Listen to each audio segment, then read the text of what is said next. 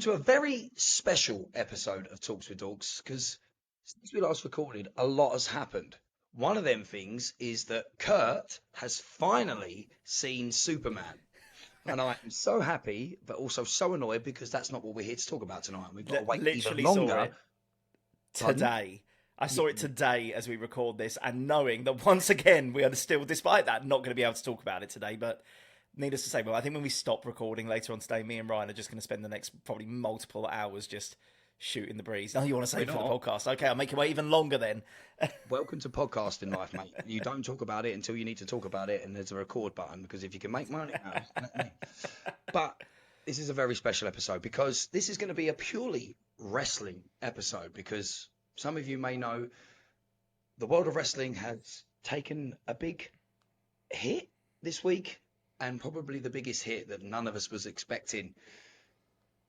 Hulk Hogan, Hulkamania has left us, and instantly the news came out on Thursday, and within an hour I had a message of somebody I actually need to have a bit of a conversation with, saying, if you're doing an episode about Hulk Hogan, I want to be there. His name, and it's the third time in probably as many months that he's been on the episode, is RJ Singh. RJ, welcome back. Hello, how you doing? I'm good, mate. How are you?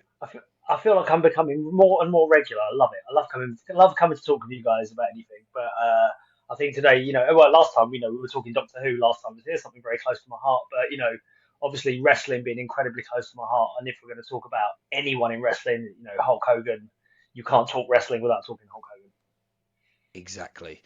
And then let's bring the last of the four of us that are going to be talking about this tonight. Your very own tag team partner, RJ, wearing red and yellow. Hopefully his camera's going to stay still. Sunset Skip. I am staying as still as humanly possible right now. I haven't moved my legs and barely moved my head because my camera's just tracking me all around my kitchen. So we've had tours of my ceiling, we've had tours of everything around me. So hopefully it will just be me on camera, but you never know. You might get a lovely view of the air fryer any minute. So the best thing about that, the best thing about the tour we've had of your house so far is milliseconds before that, and a few minutes before we started recording today, the last words to come out of Skip's mouth were, "Do you know what one of the best features of this iPad is the way it tracks your face?" And immediately lost track of his face and gave us the full tour of his entire house. I love that. Technology just goes, no, you're a liar. Yeah, so the fact that we're having to have this episode is crazy, because this is Hulk Hogan we're about to talk about, and there is a lot to talk about. There's a lot to unpackage. Before I get into that, I've got to remember the podcast side of this, that we need you to make sure you're subscribed. Also, do us a favor, because we need more of you to interact with us. Go and comment on the podcast. Go and leave a review. Do all the stuff that other podcasts ask you to do that we forget to do, because we're a podcast and we're growing. And like I said, this is going to be a lot of wrestling talk. Yes, we've got a lot of Hulk Hogan, but later on, as I said, I need to have a conversation with both of you, but one of you more than the other, because stuff needs to be spoken about on the TDW side of things, and we will get there. But where do we start? Where do we start with Hulk Hogan? Well, I think we're all of a very similar age, and so we kind of 28. were the kids who 28, yeah, plus a few more years.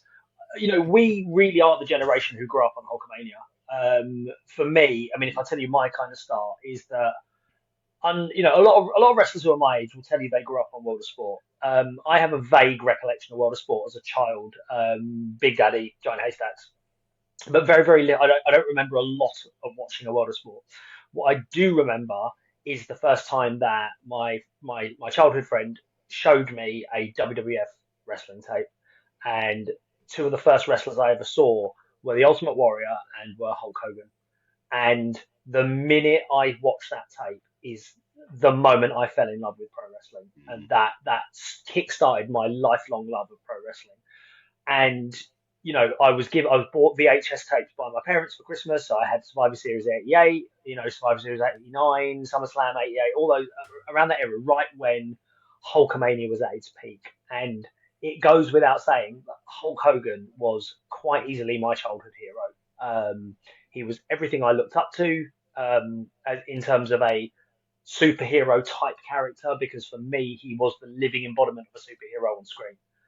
And it was my love of the character, that he's, the heroism, the music, everything about his presentation, despite not being American, even though he was a real, blonde, all-American character, it was still, even despite that, it was a character I could connect with as a child and really, really look up to. And that, just seeing him in the late 80s into the early 90s is what kickstarted my love of pro wrestling. And I don't think I would be a wrestler had it not been for Hulk Hogan.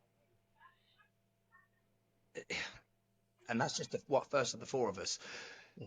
His inspiration. Skip, I mean, you're literally wearing, the only one of us wearing a Mania t-shirt. I thought it was appropriate. Much like Ross, like the era we grew up in, Americana was a huge pop culture thing.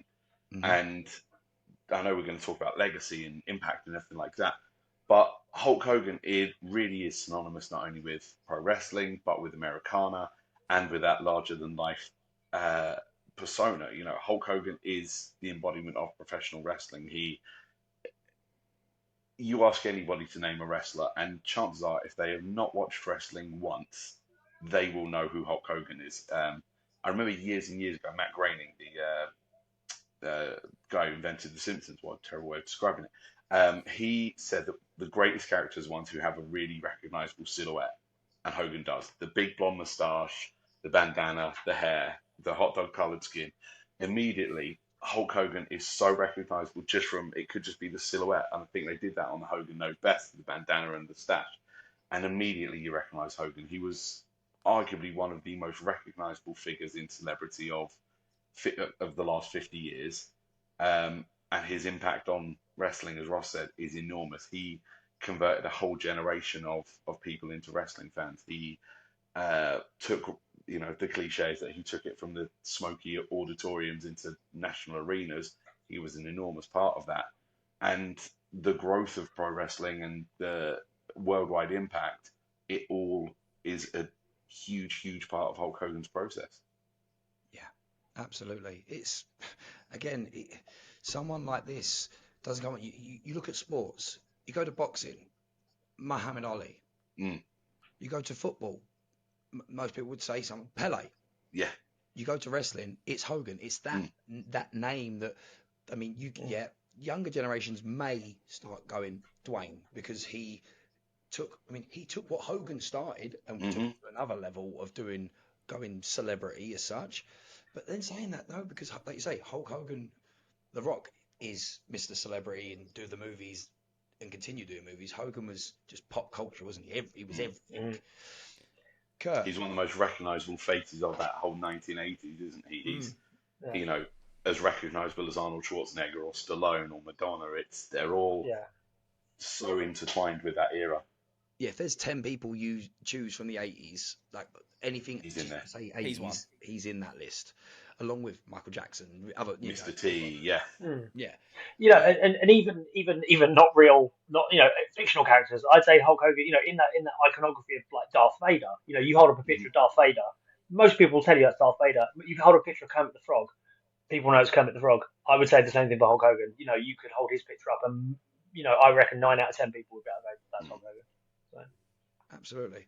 Kurt, the youngest of the four of us, what's your Hogan legacy and where does it start, or origin story? Firstly, thanks to RJ for saying all of us are about the same age. I mean, I long for the days where I no longer get ID'd. I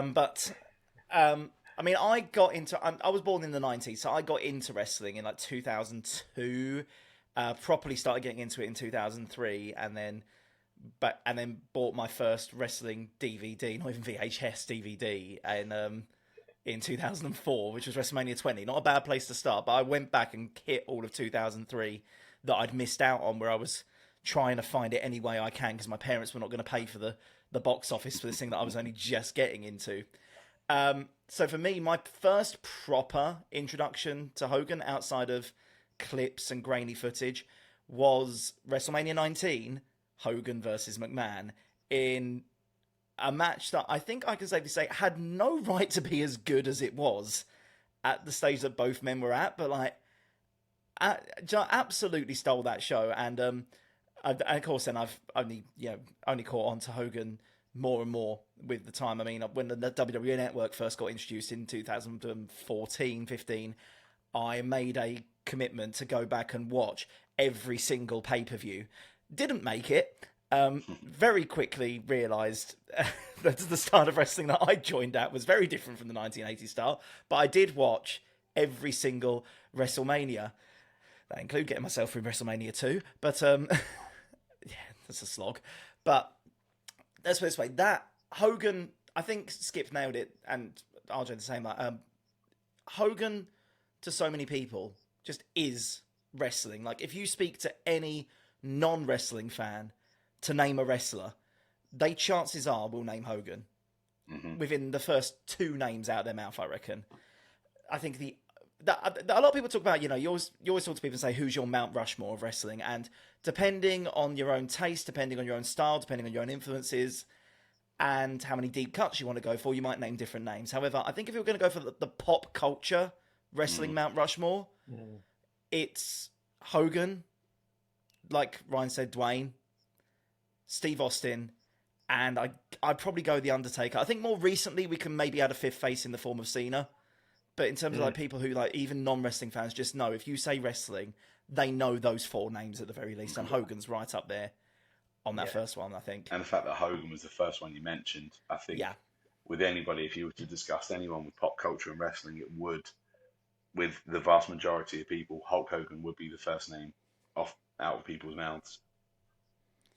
That's it. I mean, for me, and mine, as another person that has been in the wrestling business for 23 years, I should be saying the same thing as you guys, that from the 80s and up, I wasn't actually hooked on wrestling until SummerSlam 2000. And that's all down to Ashley. He kept trying to get me to watch WCW, WCW. And I'm like, yeah, it's all right. SummerSlam 2000, some of you may know, I have a little bit of an obsession with Dwayne.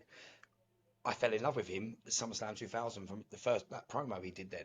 But growing up, again, I watched wrestling, but it wasn't my be all and go to. But if I knew of wrestling, I knew of Hulk Hogan. I remember knowing there was a WCW. I remember there was a WWF. I know there was different people, and I remember that Sting was there and Hogan was over here and hearing stuff. But for the 90s, for me, Hulk Hogan was the pop culture guy. The wrestler to me. There's that Hulk Hogan from wrestling. Oh, he's in Gremlins. There he is. He's having a go at Gremlins in the film. Okay, right. Or I forgot about that cameo. Hogan pops up. Yeah, and that's the thing as well. Like, when they wanted, when you look at film and TV around that time, he popped up in the A-Team. He obviously starred in his own films like Suburban Commando, No Holds Barred. Baywatch. He was in an episode of Baywatch as well. So whenever there was, right, celebrity cameo can we get in? Right, we need a wrestler. It's just Hulk Hogan. And it's just littered throughout the late 80s and early 90s amongst pop culture things, and like I said, to the point where I was thinking of a couple of, like, when you look at anything that involved wrestling in it, if they were going to give you like an image of a wrestler, it was often his image, even if it wasn't explicitly like that's Hulk Hogan. Any kind of image of a wrestler, it was modelled after him. It's the mustache, the tan. Even if it wasn't a blonde-haired guy with a moustache, like either the way he spoke or his posing or anything like that. There's a Mega Drive game voice, isn't it? Yeah, there's a Mega Drive game called Wrestle War, which is very fondly, because I played it a lot as a child.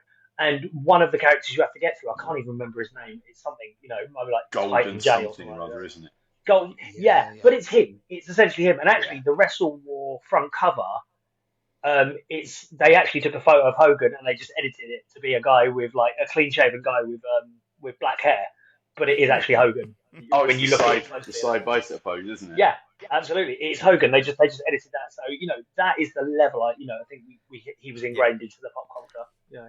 Let's put it this way: if you went to a fancy dress, I love that. That's it. For anyone who just listens, Stallone, really. For anyone who just listens to this podcast, by the way, Skip just held up a photo of that edited Wrestle War cover photo of Hogan. I encourage you to Google it. But And here is the Japanese version, I believe, where it's Hogan, but in that one just is Hogan. Hogan. It is just Hogan, yeah. But yeah, copyright was a little bit wobblier in 1989. Oh, they have let's call it a dicey relationship with copyright over there.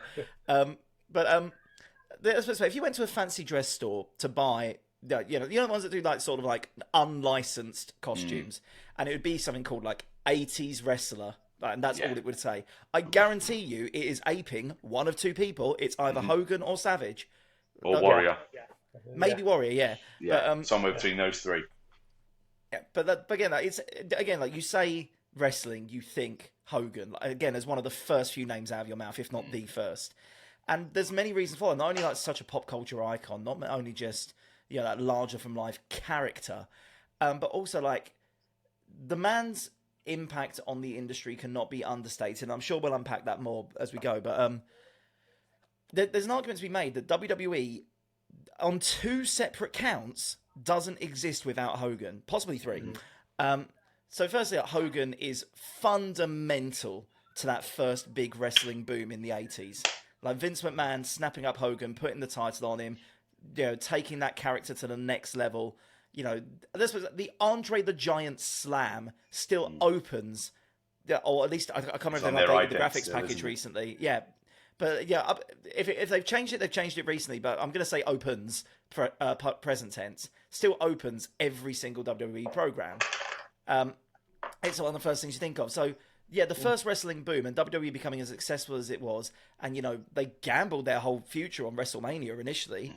There's a big argument to say that doesn't happen without Hogan, and I don't think that's up for debate.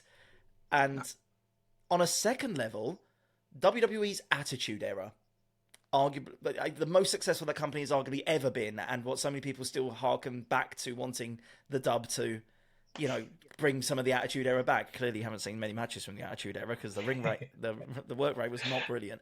A lot of people harken back to the Attitude Era. Like if you've watched weekly Monday Night Raw from the Attitude Era, like you got to get through some guff to get to the good stuff. Let's put it that way. The highs are high, but the lows are blimey. But arguably that Attitude Era that only exists in response to what WCW was doing, and who was leading all that with the NWO? Oh yeah, Hogan. It's weird because I've literally just doing a little bit of research and just brushing up on things. Ironically, today driving back home, I was listening to Chris Van Vliet's Hogan episode because he's re-uploaded it, obviously. And Hogan was talking, different stories. And yes, sometimes Hogan's accounts of things are questionable to other people's, and I find it hilarious, to be honest. You're Hulk Hogan. You have every right to exaggerate whatever you want because you're on this. I went back and looked, and because I was thinking about this, I kept thinking about WrestleMania, and I kept thinking about this match with the Iron Sheik, which until I really went into, I was like, I didn't even think about this. It was a WrestleMania. It was kind of there. It was a Madison Square Garden show. Madison Square Garden show the year before, late January 1983, I think, or 84. It's just as Hulkamania is just starting to pick up, And that, for example, they was kind of like, they literally said, because it was the whole Bob Backlund thing, is he the right kind of guy to take what Vince is going to do? And it was all because, and again, it made me think, I don't even know if I remember this, that Rocky, him being in Rocky, was before Hogan boom. And I was like, oh my God, yeah, of course it was. I'm pretty sure he was still working heel at the time. Like, he wasn't even Hulkamania yet. Yeah, he was still going. It was to me, it's just one of those things you think, oh, it's just another thing Hogan did. He was in a movie because he was Hulk Hogan in WWE, but it wasn't. He was kind of that made him go, he's got an aura about him. And obviously Vince snapping Hogan up from what was it, the AWA? AWA, and, putting the belt on him and shooting him to the moon. Funny enough, you mentioned that Iron Sheik match. That if I could sum it up in, was it 4 or 5 words? It's Sheik break his legs. That was a conversation that was had by certain names within the AWA to the Iron Sheik to basically get their own back on Vince from taking Hogan away from them and kind of Well, making that it came the straight guy from the top. arguably paid. I think I think the number that's floated around is about $10,000, which of course, you know, in that day, $10,000 got you away. And yeah, something to the tune of like $10,000 to basically, you know, for the Sheik to shoot on Hogan. Yeah, and I watched that match. I watched that match yesterday actually because it got came back up on YouTube. I sent it to you to watch, and you know it's 8 minutes. It's around 8. I think it's about 8 minutes long, and it is so simplistic in its structure. In that, you know, the first half is all Hogan, the second half is all Sheik, and then the end is the Hogan comeback into the pin, and it's the blueprint for what they would do with Hogan in terms of his match style, and how he would be presented going forward. And one thing we can fundamentally say: no leg breaking. No leg breaking. No. Sheik, honestly, bless him, ever the professional. You know. Honestly, the Sheik was actually set for life off the back of that match because he proved to Vince that he couldn't be bought. Yeah, man of integrity, which is really important, you know. And and I think, you know, that gave us the blueprint for that Hulkamania run that followed. Was watching that match, and you know, and again, I think Vince must have really thought, wow, I have captured lightning in a bottle with this guy because he is, you know, bordering, you know, he's a good 6'5" plus. He is built like a barn door. He's got charisma. He's good looking. He's blonde. He's all American. He's, you know, it was, you know, and we're talking, you know, he came up in the midst of the Cold War era. So he was as Skip said earlier, he was the perfect slice of Americana to then sell to the audience in the early all the way throughout the 80s. And I just think, like I said, he, you know, and Vince literally, I think he must have felt like he landed in a gold mine because that's what Hogan became. You know, what a discovery that, you know, to have this guy who, and again, on top of that, could work, could actually work. We were just saying this earlier, like with everything that Hogan had, he had the look, the image, the promo, the charisma, like he could connect with an audience like no one else, and I think that's what Hulk Hogan had as the performer. He connected with audiences worldwide because with the whole Americana thing, America was cool in that era when we grew up. Like it wasn't just wrestling that was cool. They got the Hollywood films, like the Hollywood action movie was a huge thing in that mid 1980s period, you know, with Arnie and Stallone and everyone like that. You know, the big 80s Hollywood blockbuster was a thing. Hogan represented that. American music was cool. Hogan represented that. American TV shows were cool. Hogan represented that. Like he was just had almost like a toe in all of those things, and then it was American wrestling, and that with Hulk Hogan at the forefront of it just drove it forward even into more like the zeitgeist of countries around the world. And with Hogan having this perfect mix of all of his attributes, you mentioned it a second ago as well, Ross, like he could work incredibly well too. You know, his style, we talked about it a few minutes ago, it resonated perfectly with that audience at the time, and it was so marketable on an enormous level. It wasn't, you know, 30 minutes of chin locks. And I think we have to talk about this now because I think we need to put this to bed. It was certainly in our opinion anyway, because me and Skip spent a lot of time dissecting people's matches and things like that. Anyone who says that Hulk Hogan could not wrestle or could not work, in my opinion, fundamentally does not understand pro wrestling, because at the very core of things, pro wrestling is about connecting with your audience and being able to elicit an emotion from your audience. And you will be hard pressed to find anyone in that era or even now who could do that as well as Hulk Hogan. His ability to know how to get the crowd on his side, the fact that actually, which no one really talks about, he was incredible at selling. He was an amazing selling. That was his best part of his act for me. His selling point was being beaten down. Absolutely. Yeah. The reason the Hulk Up works is because he gets beaten down, and he sells like he's getting beaten down. So when he does Hulk Up and he does come back, it's magic. And as an in-ring performer, he was smart enough to know he did not have to bell to bell go 100 miles an hour. Now, on that note, we should also talk about the fact that actually go watch his stuff in Japan. He could wrestle. Absolutely, he could wrestle. Yeah. But for me, a great wrestler is not someone who's a fantastic ring technician. We have seen throughout the history of pro wrestling amazing ring technicians who did not draw a dime in wrestling. Right? Hogan was the biggest drawer in wrestling throughout the 80s. He didn't need to wrestle, but he could. So I think that's the. I'll just repeat that again. Anyone who thinks he couldn't work and he couldn't wrestle is you don't really understand what wrestling is about.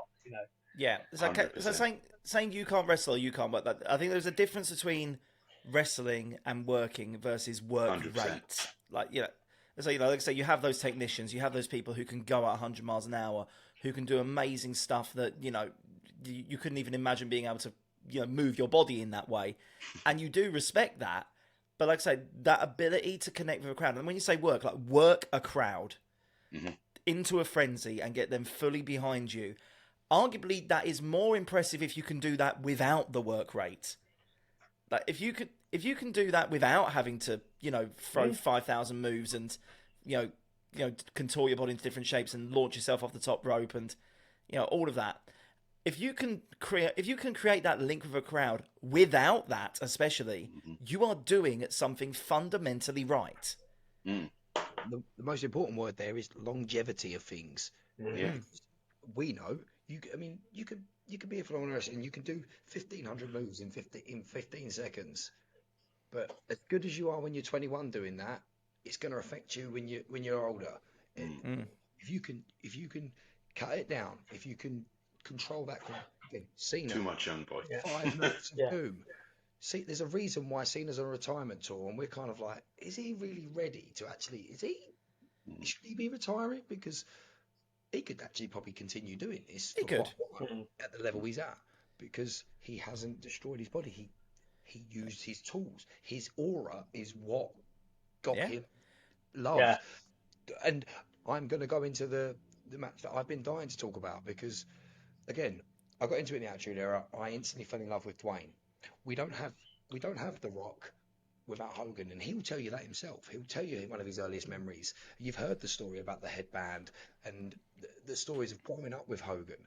And again, listening to the Chris Van Vliet episode today, he was talking about the WrestleMania 18 match. Now, so you guys will be able to correct me on this. Am I right? Is that the first WrestleMania where that kind of match was bigger than the title? I believe so. If it's not the first, it's definitely up there. I think it might be the first. But again, I love that match as well because I think it goes on to the point that we're saying about throwing 5,000 moves out there does not a good match make. I mean, that match with The Rock versus Hogan is one of the greatest WrestleMania match ever. It eclipses the main event. Yeah, and that match was the main event. Yeah, that match has a grand total of about 7 moves, and 4 of them are twat you with belts. Like, it's the emotional thing. Like Ross said a minute ago, it's all about that emotional contact, connection, and the fact that was a dream match. Yeah, Oh yeah, Muhammad Ali and Mike Tyson. You're never gonna get. All of those two. Sorry, Kurt. I've been. You got to go. All of those two brought in that match, and again, I'm going in there. To me, that was my second WrestleMania. By the point, I believe I was even at Dropkicks by WrestleMania 18, and so what year was that? 2001, 2? 18 was 2002. 2002. So if not, it was around then that I was joining Dropkick. So I'm wise enough. I know by that point I'd read The Rock's book, and I'm in this. And obviously, again, I know who Hogan is. This is Hogan. This is what I know because I remember reading really weirdly do you remember the WWF magazine or the Raw magazine? They had it in there as a dream match, and I remember going, "Oh my god, yeah!" Like, here's a guy that's still relatively new. Like, oh my god, Hulk Hogan and The Rock, because the way they do things, that'd be unbelievable. And the fact that Hogan says it, nobody expected, because the way they sold it, they were doing everything to make Hogan the heel. And the second he walked out there, Hulk Hogan is at WrestleMania for the first time in how many years? They knew that Hogan said a lot. Even some of the biggest names will go out there and crumble and continue to go his face. And The facial it's expression, got my it's a bit to favourite. do. He wasn't a heel, but he was playing Yeah. it for that second. He changed his face, and you knew. Yeah, it's got my favourite start of any match where the two of them are just face to face Right. and they're just turning. Their faces are just turning, and that's all they're doing. That They've not perfect done a camera shot. thing. Perfect camera shot, just faces turning. They do nothing, and the crowd are going spare. And I was like, you've just got them. They had them before the match even started, as you said, right? And You know, also- they come out, you know. Those two having that confidence in what they were doing and who they were and where they were positioned, because other wrestlers in that position would have gone, well, we need to get to it. We have our time limit. We have our objectives in the match, whatever we need to do. But they knew that moment, that face-off, that was a moment in time. It wasn't just like a moment. Like, there's a lot of talk in wrestling about moments, and I find a lot of moments are shoehorned in. That was one of the defining moments in wrestling. Just that look off the back of the stairs, they both just look from side to side and acknowledge the crowd. And you want to talk about connection with a crowd, and you want to talk about aura.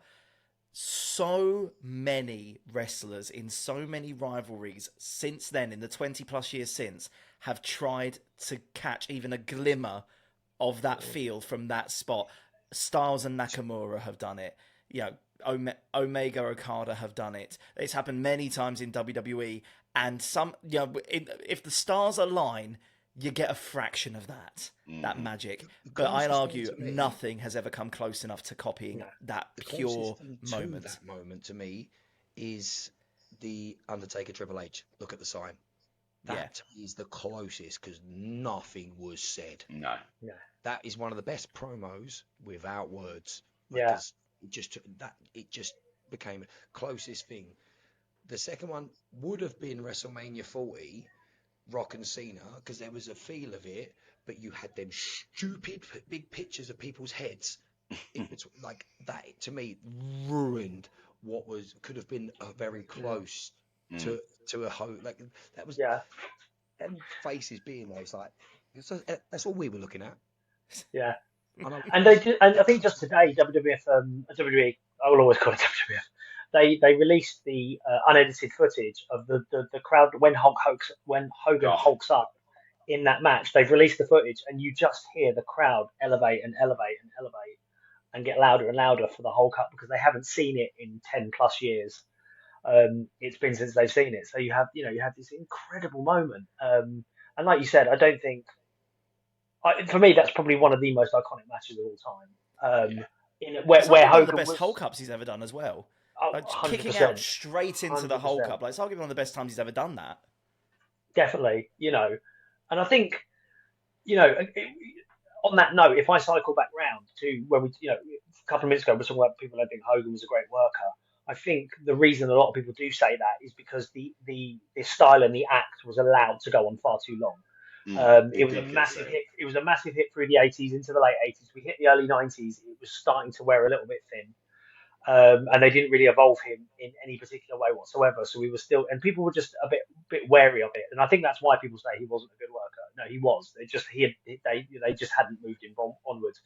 And obviously, it wasn't until 95, 96 in WCW where we got that change of style of Hogan, where we got the heel Hogan for the first time ever. And I think that, that's probably worth talking about at this point. Is actually, I know we're going backwards now, but actually Hulk Hogan going to WCW in '93 was huge, because again, when you think WCW around that period of 80s to early 90s, Sting, Ric Flair kind of out and then back in again, Lex Luger, those were the guys that represented WCW. Hogan, Bret Hart, those guys, they represented WWF. And for the first time, it was almost inconceivable that the very face of WWF was now in WCW. And that was massive. That was huge. That we were now getting Hogan on WCW. Slightly to, again, I think, unfortunately, they didn't evolve him quickly. So, again, we kind of got the same Hogan in WCW. But, again, that was a massive moment in pro wrestling. That it kind of shifted the landscape. Vincent obviously made it clear he was going with a younger generation of guys.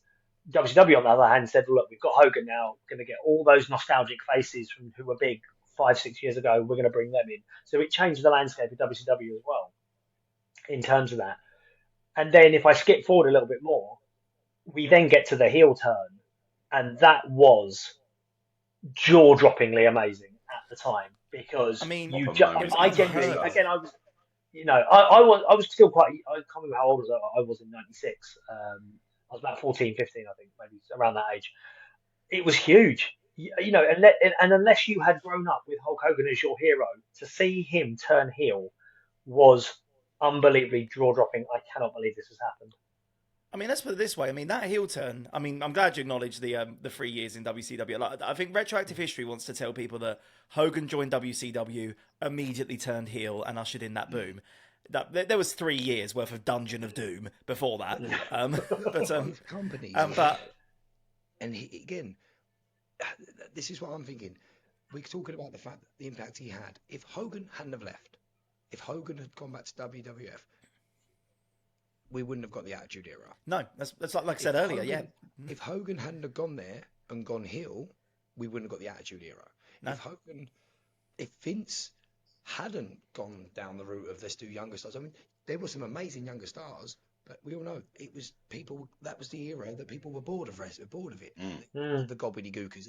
Not that they weren't funny and great, but people wanted something different. And they'd grown out of the Hulk Hogan sideshow.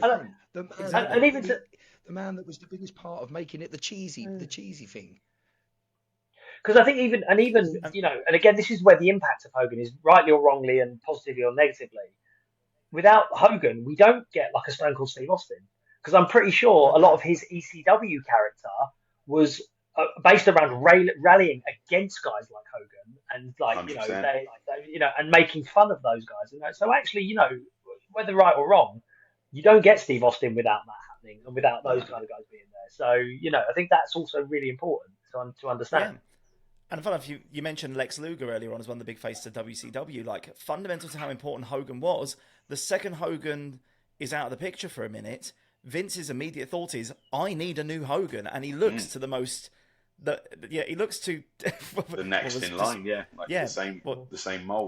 The same mold. I mean, yeah, literally, you could put the two silhouettes next to each other, and with my eyesight, you wouldn't be able to tell the difference. But yeah, like I say that arguably so much doesn't happen without Hogan. And yeah, going back to the NWO, the heel turn, Bash at the Beach '96.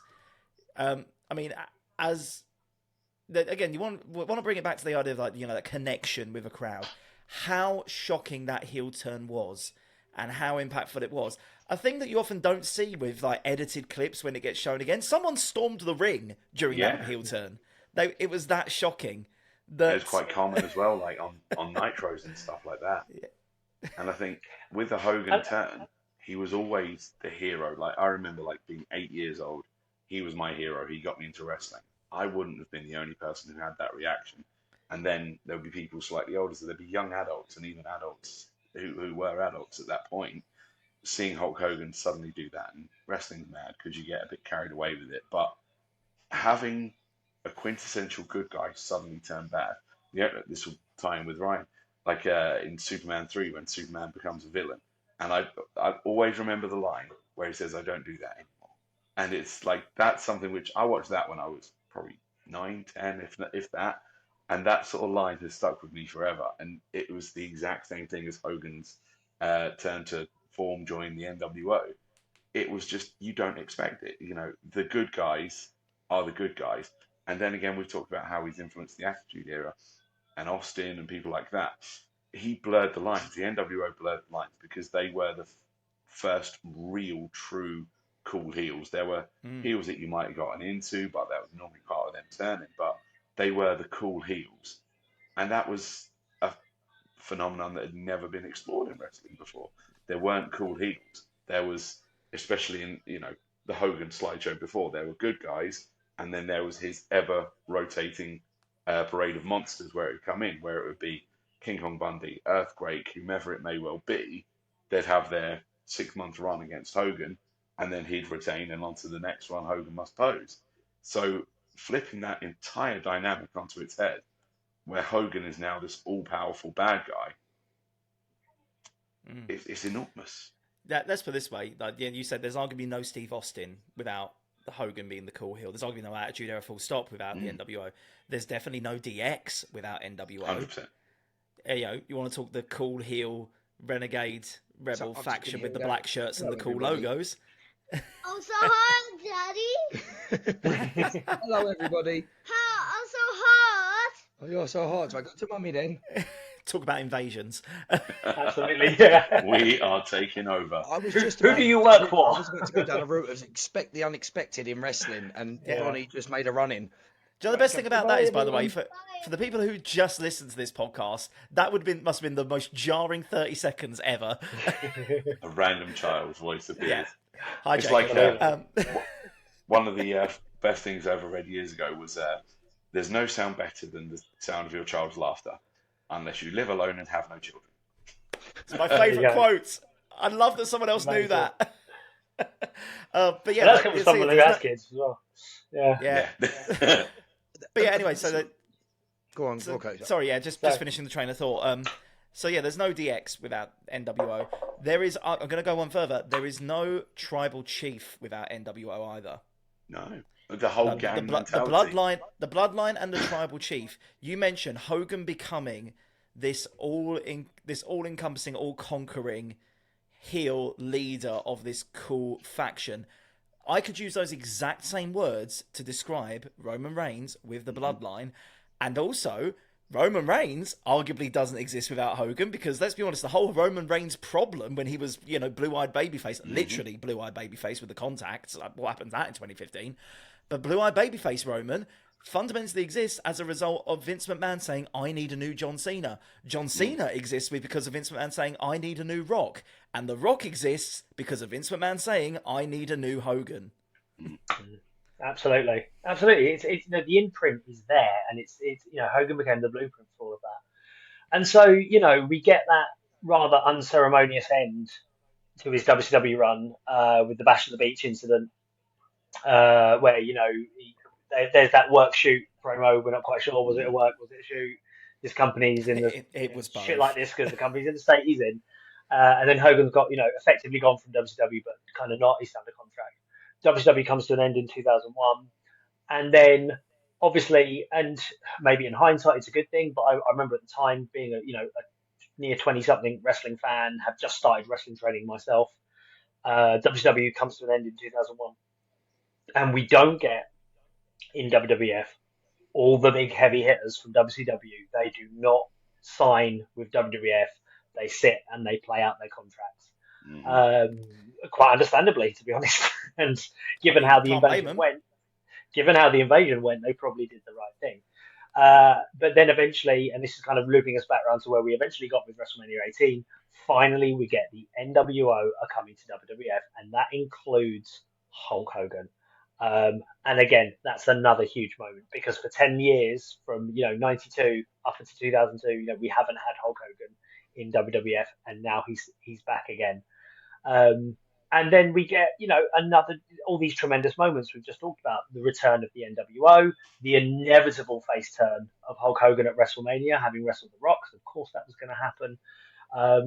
And then we get Hogan's then sixth and final WWF title run, sixth, I think it was his sixth, title run against Triple H, which I love, by the way. This is a fun fact for those who are into it.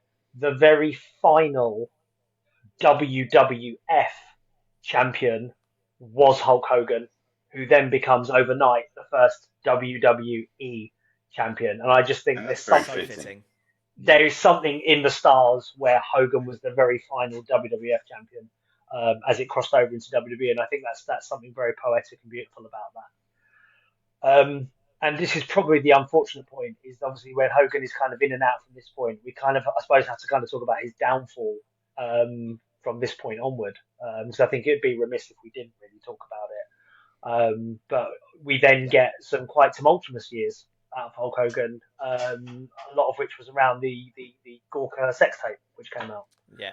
I mean, just before we get into that, I've got to say, I want to give a bit of love to the last we saw of full-time Hogan. I said my first introduction to Hogan was WrestleMania 19 in that barn burner of a match with Vince McMahon.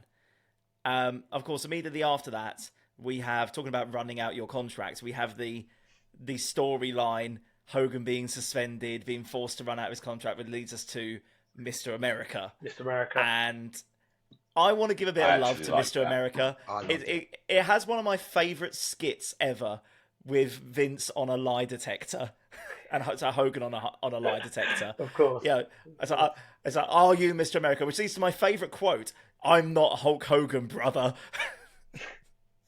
Amazing. Not Hulk Hogan, brother. And of course, doesn't trigger the lie detector because I guess Hulk Hogan has always believed his own bullshit. But Well, that's something we're going to get to in a bit, right? but it's something. but that I love every bit of era. that. That era, and I don't know why he isn't mentioned. Am I missing something? Has he been blacklisted or something? But that era also reminds me of Zach Gowen. I was a huge Zach Gowen fan. Like, Great theme tune.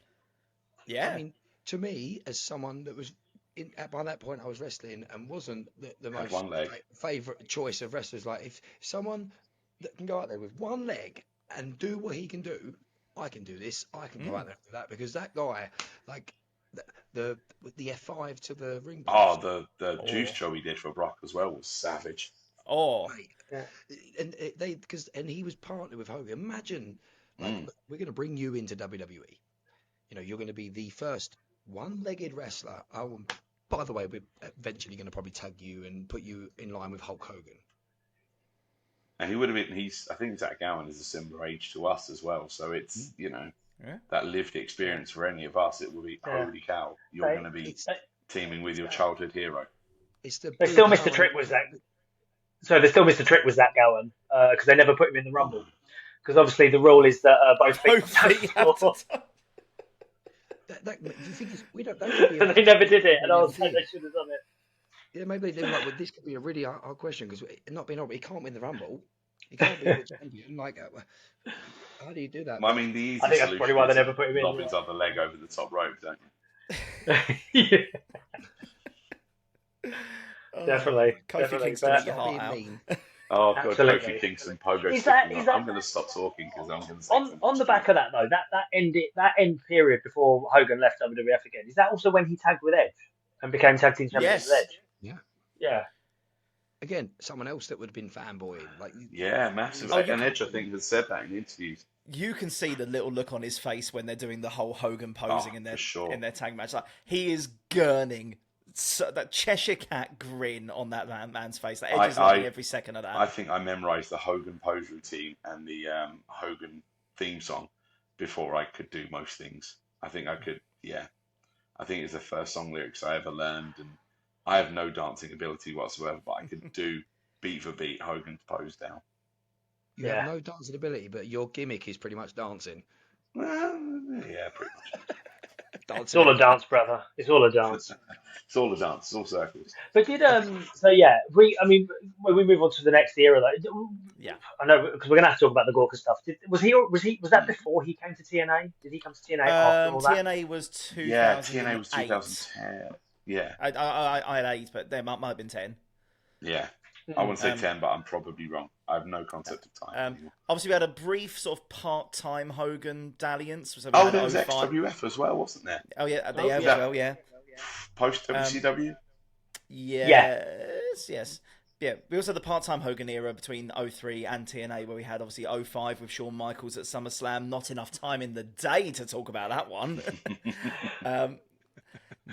Nobody out-politics the Hulkster. Absolutely. Which, by the way, my second Hogan match that I ever watched. Wow. And then 06, run it back again. Bring SummerSlam, Hulk Hogan versus Randy Orton, arguably cemented the Legend Killer gimmick, which was already a thing, but arguably nowhere near as big as it was when he was finally RKing Hulk Hogan and having that match against him at SummerSlam. It's the biggest legend. If you're going to kill him, go for the biggest. Exactly. And then obviously we have the TNA run after that, and this is where my knowledge starts to fail. So little of I remember so little of his TNA run, just because it just I remember it just largely not being very good, and I remember him saying we're gonna pick a fight with WWF, and we're gonna go to Monday nights, and we're gonna get rid of the 6-sided ring, and I think it just it was all that stuff. I mean, the only thing that I was grateful for that in 2013 when TNA came over. It was just on the back of Boot Camp 1. I went and saw the live show at Wembley Arena. Not Wembley Arena. Yeah, Wembley Arena. What was Wembley Arena at the time? And I got to see Hogan live, and that was the only time I ever got to see him live. Was during that because he was like the GM, wasn't he? He was in that GM role. And that was incredible because just being able to see him, to see him in person. But unfortunately, by the time I got to work with TNA in 2014, just going to drop that in there. When I got to work with TNA, I think he'd already gone by that. He had already gone by that point, which is a real shame. So my kind of path to ever getting to meet him never quite happened. But I do remember a lot of the TNA stuff really was quite unremarkable. That era. You'd left the prime stuff of TNA, like the really great X Division stuff, and you'd kind of entered that era of just like it was really struggling. It really struggled through that period of time. So and like I said, I remember the only real recollection is that again that final face turn he did where like where Sting's getting beaten down and he's crying for Hogan to help him and he does like one final Hulk up and he turns face again. That's kind of one of the only things I really remember from his time in TNA. Was he in the main event Mafia? Was that Hogan? No. I don't think was in the main event Mafia. But during his TNA run, I think he was obviously he had Immortal as a stable in TNA. And I say a stable in TNA. When I say Immortal was a stable in TNA, what I really mean is basically half the roster. It's like that. Huge. So I won't take credit for this and this little analogy that I'm going to use here. I'll give credit where it's due to some of the guys over at Wrestle Talk who said this on an episode of their podcast I listened to once. But they basically put it as Hulk Hogan turned heel alongside half of the roster at TNA. Basically, him teaming up with Eric Bischoff, trying to recap the Monday Night Wars and play the hits like this new version of the NWO, but basically starting at the point where it was already too big. Mm-hmm. And starting at the point where no one liked it. I really did not watch the Hogan era of TNA at all. I'm sitting there going, it's just come up. RJ Singh's device storage is running low. Is that telling us to start getting towards the end? If RJ drops out at some point, we know what's happened. Yeah. I mean, it goes from there. And Hogan becomes like rest. It's a play the hits. I mean, for me, the next big moment for me is seeing a holy trinity in the ring at WrestleMania 30, opening that show. One of the funniest moments ever. Where unbelievable. Gets where he is. And then years later, you see the backstage part where Rock and Austin are talking about what he's just done and that we're going to wind him up now. Like you see how much fun they were having in that moment, and to see, there's no wrestling match, but you didn't need it. Hogan, Rock and Austin stood in the ring. Three biggest stars in the last 30 years. Finally, The Rock has come back to the Superdome. Brilliant. Hogan, we love you. I remember watching that. I was watching it with some friends that night, and between us, we all lost our minds because Hogan came out first, then Austin, then Rock. Was that right? It was Hogan first, then Austin, then Rock. I mean, Hogan thought he was in the wrong building, but that's it. So, I mean, to be honest, I don't know the name of. This is hilarious. I know the name of no buildings, no shows that I ever work on. Whenever I pick up RJ for a show, the first thing I look at him and go, "Where are we going?" So, yeah, I fully sympathise with Hogan at that point because, I don't know where I'm going most of the time either. He's not the only one to do it. I'm driving. He's not the only one to do it as well. It automatically reminds me of that one R-Truth promo, which I think started the whole R-Truth doesn't know what he's doing gimmick. Like, it was an accident and they just ran with it. Which he comes out, he's doing his what's up shtick, gets into the ring and goes, "Green Bay, Wisconsin, what's up?" And the whole crowd starts booing him, and you just hear Michael Cole over the commentary going, "Here's what's up, R-Truth, we're in Milwaukee, you idiot." And I don't think they'd actually done any of the R-Truth confused stuff before that. So I think that balls up started that gimmick. Again, love it. Lightning in a bottle. It brings you back, doesn't it? Yeah. And then I'm trying to. My head is going wonders now because this is now from WrestleMania 30 onwards. There is a lot less Hogan in wrestling, and there's There's a lot of Hogan in the public at that point because there's public- 2014 that's is what I'm trying to Mania say. It's now 30. public eye Hogan, which I don't want to call it a fall from grace. No, I think you can. Yeah, it's I think kind of it a is. fall Yeah, from it grace, is a and fall from grace. You can, yeah, absolutely. You yes, we have spent now nearly an hour praising this man's legacy of what he did for the wrestling business, because 3 of us have stepped in a ring, and 3 of us have been in that ring because never believe what that man 100%. did to wrestling. Kurt, again, a huge wrestling fan. Like, it's Hulk Hogan. But there is also now this side that we're going to go into. They're not going to go into, but you can't not mention that he upset a lot of people. And is that even a way of...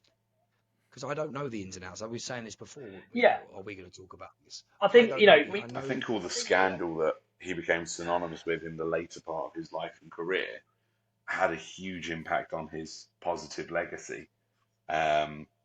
He just managed to sort of stumble and blunder, not even stumble and blunder, because that kind of indemnifies him from it. He just sort of had so many bad views on things and so many awful takes that came out in the later years. You know, everyone always knew that Hogan was a pathological liar, and whether that was because of his position in the industry, because was that his own way of fabricating things to make himself seem more important, which ironically he didn't have to do because he was the most important thing, and was it just that he was a wealthy white man living in his own reality, and then did that lead him into saying some of the absolutely abhorrent things and views that he shared?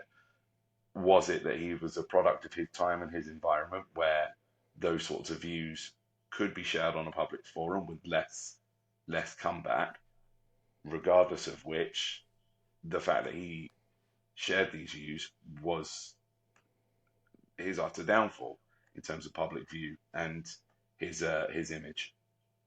I mean, yeah, Skip, you're absolutely right. I mean, you can't talk about Hogan without talking about that fall from grace, and I think we can definitely say is, regardless of anything that we could say about it, Hogan, among many things, like, despite this larger than life character, the man was human, and the man, for being human, had flaws. That does not forgive anything that came from it. And I think arguably Hogan's biggest mistake was, of course, you know, arguably having those views in the first place, but definitely outing them in that way. His second biggest mistake was arguably not doing enough in the decade since to recoup that public image. We were talking a little bit before we pressed record about how even when he tried to come back to WWE, it felt a little bit hollow. He hadn't necessarily, gone through the wholehearted apology route. And I don't know if it was just a case of, in the time since then, I don't know if it was just a case of him just assuming that enough time had passed that he would, he wouldn't have to acknowledge it anymore. And, enough time had passed that we could, move on from it at the very least. But one thing that can always be said for wrestling fans is we remember stuff. We are very tribal and very defensive of the things that we're defensive about, and we hold grudges. And for a man who for the longest time was able to foster that connection with the crowd, it, if anything, surprised me that he didn't do enough to re-foster that connection, or also, lean on all the experience that he had in the past of working that crowd to be able to work that crowd back into his favour by actually saying the right things and doing the right things and being able to bring us back on side. He just seemed to be willing to accept that, I can let enough time pass and then I can just come back and play the hits and they'll love me again. And I think culturally in society, there's not just that you've had so much equity with us now, you can say sorry and it'll be all right all over again. People are a lot more attuned to things, and if something does offend them, if something does genuinely upset them, a little bit of lip service and an apology, it's not going to go enough to do it. We talked about this briefly off air. I must point out, RJ's had to leave us. He's had some something popped up, so that's why it's just the three of us. But RJ, we've talked about this a lot as well. So I'm kind of hopefully speaking a bit for myself and for RJ. And it's a shame that RJ's not here because of his cultural background as well. It's great to have his view. But I think Hogan didn't do enough to genuinely make amends for his actions. You mentioned it, Kurt, that he would have gone round and said sorry, but I believe that the general view was that those sorries were very empty. And was it he more sorry for getting caught rather than I have actually made a serious error of judgment and now I need to re-educate myself, I need to make proper amends. I think he was banking more on I'm Hulk Hogan, I can kind of say sorry and everything will be okay. Whereas people now will say, no, that's not right. That isn't the right view to have. You know, as a society, decent people do not think that that is an appropriate way to think, speak, or do. And you need to go a long way to even build the slightest bit of that trust and that goodwill back in. So that, unfortunately, is one of the lasting parts of Hogan's legacy. And with his final appearances, his last ever appearance on Raw, the big Netflix one, he was booed out of the building, which, you know, we've talked an awful lot. Yeah, we've talked an awful lot about how heartbreaking that is for us as a child. You know, 8-year-old me was heartbroken at the thought of that, but grown man me thought, yeah, he kind of that's the right reception for him because he's burnt all of that goodwill through his actions and words over the last few years. You know, he's got heavily involved in right wing politics with being a big outspoken supporter of Trump and the views that we've discussed. There's a lot of people, and again, with what Kurt's saying, people are a lot more partisan with their views. If they have this viewpoint, it's very, very difficult to shift it either side of the fence. And the fans showed that displeasure of Hulk Hogan, especially the younger audience. They're the ones who would be less tolerant and less receptive to it because they wouldn't remember Hulk Hogan, the legend. Instead, they have just seen in the last 10 to 15 years of their adulthood or of their consciousness of Hulk Hogan at all, they've seen what they view to be a racist old man. And that's a huge paradigm shift in terms of perception. There is obviously there's one other part of this that some people maybe hopefully they've listened all the way through this. They're listening to we're now talking about the serious side of things of what wasn't so great. There is another part of it, and I really don't know what term to use because it could get you in trouble. I think we're allowed to use the initials SA as something that. But I don't know about anybody else. I don't know about this. I don't know if it's an allegation, if it's proven. I don't know anything about it. I don't want to go into it because if whatever it is, it's not okay. It is not okay. And I want to move past, not because I'm trying to brush past it or anything like that, because I don't want to delve into something I don't have any knowledge about. And, you know, whatever it is, we're not okay. I'm speaking for everybody else, but you can answer yourself. But no. I think we can agree with. I'm here. The basis of this episode is to talk about the phenomenon that is Hulkamania, and that's what we've done. And I think draw a line because I think that's probably the best way of putting it. Yeah, is like we can safely say, like, you know, at this moment of recording and this precise moment in time, we are aware of that rumbling. We are aware of what's been suggested around that. And that's the limit of what we know. So for fear of commenting on something that we do not have enough details about, we won't. Needless to say, regardless of how much truth there might be to that and what may or may not come out in time since, one thing and another say that, you know, that act, you know, it absolutely not, you know, we will never advocate or promote that, no matter what we might say about a man and his legacy and a man and his impact on this industry that we love. Again, I think that you put it best, Ryan. Like, this, if anything, is a celebration of Hulkamania and what that has meant to this industry that so many of us, for one reason or another, call a home and a safe space and one of our biggest passions in life. And, you know, there's an argument that us three don't even know each other without this industry that this man helps create. And, we've had the pleasure now, myself and Ryan now, of putting on our own wrestling shows and creating our own wrestling company. Very much off the back of this industry, like Hulkamania will live forever. It really will. Terry Bollea, the person, do I think he's a monster? No. I think he's a man who in many ways was a product of his time, a product of the people he associated with, and a misguided person in many ways. Does that forgive some of the stuff that he said and done? Absolutely not. But ultimately, this man was a human who had his flaws, some quite monumental flaws, if you ask me.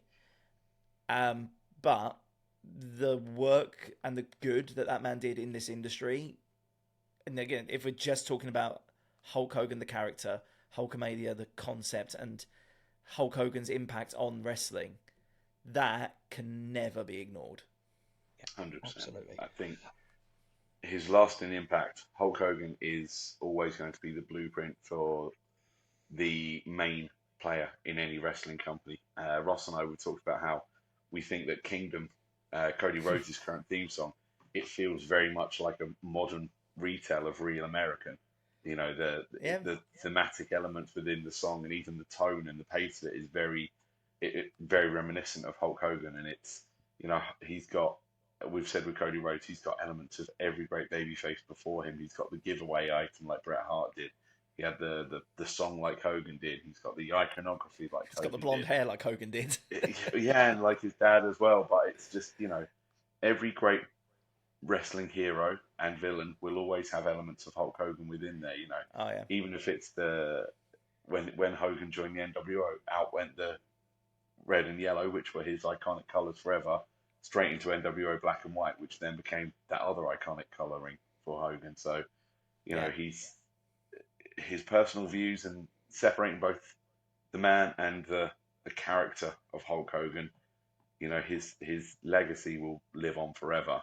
Hulkamania was a thing, and Hulkamania will never die. Never. And I suppose it brings us, we'll come to an end of that and we'll start wrapping things up because I will get in trouble in a minute. They say you always, I'll always remember where I was when I found out about Michael Jackson. For me, when I look back on that day that Hogan passed away, it's such first hour for me is such an experience. I got a message from my friend who works in the media, global radio, saying Hulk Hogan has passed away. It's being announced this very second. He messaged because wrestling as me. He messaged me, and obviously, I assume I might have been the one that informed you guys because I instantly came to the wrestling. Was it like the news started breaking around 4 or 5-ish in the afternoon, didn't it? It was pretty much. Because like I said, this hour is crazy because he passed at 5. It happened at 5. 6 o'clock, I was having to leave for work. I had 5:01. Then my friend was messaging me and texted me, said, "I'm trying to arrange it so you can come chat about Hulk Hogan on LBC." And in my head, I'm thinking, in the next few days. 5:25, I was in the bath, and I'm going to make the guy who rung me listen to this bit because he won't know. I was in the bath. It was 5:25, and someone else that works at LBC is a friend of mine and Kurt's, Johnny. He rings me to tell me we're going to call you at 10 to 6, and I'm not going to lie, I had my hand, I was washing my balls, and I had my hand on the phone, and I went, "Johnny, I need to leave my house at 6 p.m. to go to work, drive from Sussex all the way to Essex. 10 to 6 is, I'm good." And he was like, "Oh, okay." And I went, "Listen, I'm going to make this work. I'm going to be there. So I'm going to get off the phone and go do this." And then he went, "Right, okay, I need you to make sure you've got all your wrestling stuff in the background if you're in a video." And I was like, "Dude, as I just said, I've got to leave for work. I am going to rush to get myself ready to walk out the door the minute I get off the phone to you. Yeah. I am not going to have extra time to set up a wrestling display in the background." And that's why it ended up just being a picture. But within an hour of Hulk Hogan passing, I have now always have this memory that it led to me getting to go onto a radio like LBC, National radio, talk about Hulk Hogan for just 2.5 minutes. And It's Because- And we've strange. By talked the for way, 2 look at- hours about it. Yeah, Yeah, I mean- yeah, exactly. 2 hours about it, and okay, Worth a mention, by the way, for anyone who wants to check it out. I do believe the clip is still on our socials. yes. If you want to hear Ryan's little bit of that interview right there. Simon, by the way, who chose the photo that they used of you? Keith. Yeah, it's fun enough. It was the previous look. That's what all people have now. All people have now is the previous look of me, and it's like, oh, I really need to get some updated photos out there more and more. See, now you're having the curse of a pro wrestler. The amount of times I get a graphic with promo photos from like several years ago, I don't even have that gear anymore. Like, come on. I don't even have that hairline anymore. That's the worst bit. Yeah. So, we'll end with saying the Hulkamania, the Hulk Hogan that was the wrestling phenomenon. Thank you. Thank you for everything. And what we're literally about to talk about now, the wrestling company that we are in control of, again, wouldn't be here if it wasn't. Here's your TDW news for this week. Bum, bum, bum. Oh, we've got a little ding, little ring bell. So, as we know, we're edging closer and closer. I mean, was it in 3 months' time? Near Or enough, did it bang go on. after back in time. Yeah, Three- it is 3 the months' time. 27th of July as we record this, so we are Not the we're 26th. 1 day less than 3 months away. And if you watched the last episode, you know I had to catch up with the GMs, and a couple of things were set up, and I needed to speak to a couple of people to make something happen. But before we get there, I'm going to tell you something. Obviously, we have a WhatsApp group with everyone going on. You guys may not know this, but as everyone knows, this show, we're adding a few more people that wasn't at the last show, plus bringing back, a lot of the guys we had. And let's just say you're going to be interested in this because we've got some stuff you're going to love and people joining that you're going to know as well. Oh yeah, It isn't anyone from WWE, but it's close. It's good. honestly, there are some names that are confirmed that we are looking forward to actually officially announcing because it is going to elevate that next show to that next level. To be announced soon because I'm not very good with keeping secrets. On that note, Skip, I know he isn't here, and I'm so glad we actually had the conversation about this just Yes. before, because on the episode, JE, one of the GMs, suggested, because basically there's this issue, the Showtime Darlings. I don't know how much interaction you had with them on the day. The Showtime Darlings are very annoyed about losing their match against the Pom Bros, feel they were outdone. I have reasons to disagree. Better Men won, in my view, but hey, we watched it. We think the Better Men won, but Yeah, but they're sometimes also it's tough to take blaming that loss. the GMs for their loss because the GMs did with a couple of Stone Cold Stunners led directly into them losing their match. But then we could argue the point about faking injuries and That's stuff. it. And if you don't poke the bear, you don't get bit. You know what I mean? And the whole reason that the GMs were even involved in that match in the first place was because the Darlings put their hands on them midway through the show. So there you go. Sometimes, I mean, we have to stay unbiased. That's why we have GMs. They are there to deal with that because we run the show. But JE suggested, we said, maybe we can give them a rematch and we'll make sure that you guys can't get involved. So it's a fair rematch as such. But obviously, JE then pointed out, actually, the Pond Bros cannot make it to October 26th. I mean, AJ's got a bit of a commute and sometimes it doesn't work out coming from America. But JE suggested, you could make a phone call because I know he said he was not retiring but stepping away because congratulations, RJ, you are a dad again. Sana, by the way, the main reason that RJ has had to duck off this call, unfortunately, is for dad duties. So, Yes. fully forgiven He's a RJ. strong dad. He's A baby that is a matter of weeks old has no understanding of a podcast, and small person Exactly. trumps the podcast. So JE suggested that what if there was somebody else that could teach a lesson? They did this at the last show, taught a lesson to another tag team, the Kings of the Ring, and they learned a very valuable lesson. What if we could ask nicely if RJ would come back. I mean, Skip, you were coming back anyway. We were trying to figure out what we were going to do with you, but I'm pretty sure you'd be happy having your tag team partner back. And I Oh, know for the sure. answer, but do you want to tell us or let the Showtime darlings know what's going to happen on October 26th? Well, Showtime darlings. I've had a little word with RJ before. We had a few sort of rumblings after what happened, and we threw out a few maybe what ifs, could yous, would we? And I think we're in agreement. We think the Strong Dads will reunite. The Strong Dads will roll again together. The Strong Dads will deliver a Doomsday device to the Showtime darlings. Hell, we might even drop 2 Doomsday devices onto them, because we did one on the Rulers of the Ring, Kings of the Ring, I should say, and it was effective enough. But if something's that good, we may as well hit it twice, right? So let's get both of the Showtime darlings up for that Doomsday device. And once you hit the Doomsday device, we know that there's only one result. 1, 2, 3, Strong Dads on top. I mean, again, staying unbiased, but all I'm saying is, as I said this to the Kings of the Ring last time, that my faith is in the people I've known for 23 years and the people who's made a mark in this business, especially in the British scene. So we'll see what happens on October 26th. But Showtime darlings, I think it's just been confirmed. You're going Absolutely against the Strong Dads. Kurt, anything you want to say on that before we completely wrap things up?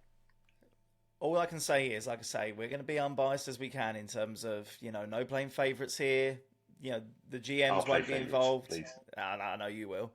But what I can say is, this is a match that I want to see. I mean, we started the last show with an amazing tag match that got that crowd hot. And honestly, not enough credit has been given to you guys since for starting us off in the best way possible. Like, literally, TDW's first ever match was the Strong Dads versus the Kings of the Ring. And you guys absolutely set the tone for everything that was going to come since. And then we ended with that match with the Pom Bros versus the Showtime Darlings. And both of those matches were amazing. The crowd was hot for both of them. I had a great time. Absolutely. I had a great time both announcing it and also commentating it as well, and calling those matches on the commentary track for the record that we did for Never Say Die. Peek behind the magician's curtain, by the way, it's me on both of them. The silky tones. But what is making me salivate is the thought of taking both of those matches and in some way, shape or form just smushing them together. And honestly, that seeing the darlings versus the dads is something that I am really excited to see. Me too. And this again, the biased part of this is, regardless of any foul play that may have happened in the past, this is going to be an amazing contest, and I'm very much looking forward to it. It is set in stone, October 26th. Talks with Dorks presents TDW. This is a long name. We've got to really think about this. Talks with Dorks presents, in association with the Hot Tag Foundation, TDW Back in Time. I think just lean into it, like add in sponsors, get in everything. Everything should have like the longest name possible. And then like the next show should be like, I don't know, what like It theme, something like with the shortest possible title. Well, this is the thing. If we can make it longer and longer, when you get to like the 90s, there's that spoof movie, Don't Be a Menace to South Central while drinking your juice in the hood. We've got all Absolutely. It's just that the post is just going to be a Don't be a menace to South Ockenden while drinking juice in the hood. I mean, screw you both, by the way. I've got to announce the name of that show at the start. That's it. That's why we're enjoying it. Us old people, the youngsters. The best part is that we'll get Kurt started, and then by the time that I can warm up, go home, have a cup of tea, carry on again, he might have just started the show intro after finishing. I'll have lost my voice by the time I'm saying making their way to the ring. That's it.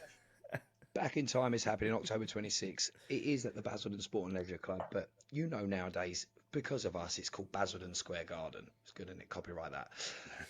It's happening. Get your tickets. There will be a QR code here. There will be a link. It'll all be down in the bio. Also, go back to normal Talks with Dog stuff. Get yourself over to Tree Frog Grading. If you've got cars that need grading, get over there. Use the code TWD15. You'll get 15% off. And don't forget, I said it at the beginning, say it again. Subscribe. Just check you are. Give us a like. Give us a comment. Tell us stuff that you want us to talk about on any episode. Hopefully you'll mention Superman. We'll get there eventually. Tell us stuff you want to ask us stuff. Whatever. Leave a review. Do all that good stuff. This has been technically the longest episode we've probably ever recorded, but it won't be. I'm Ryan. That's Sunset Skip. We did have RJ Singh, and there's Kurt. See you later.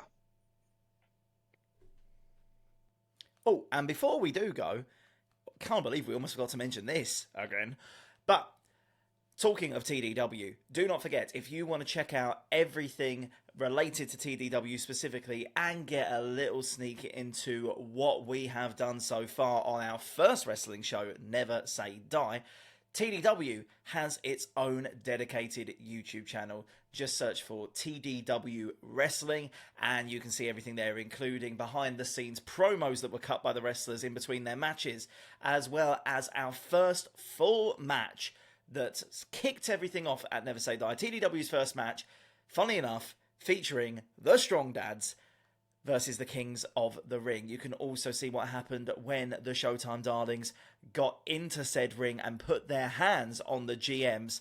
And if you want to see the full Never Say Die show in all of its glory, with my dulcet tones or without, I don't take it personally either way, then there are 2 versions of that show uploaded to our Patreon. You can join us at the £3 tier, where you get access to everything that we might put on there, plus everything still to come, and there's going to be loads of stuff to whet your appetite in relation to that.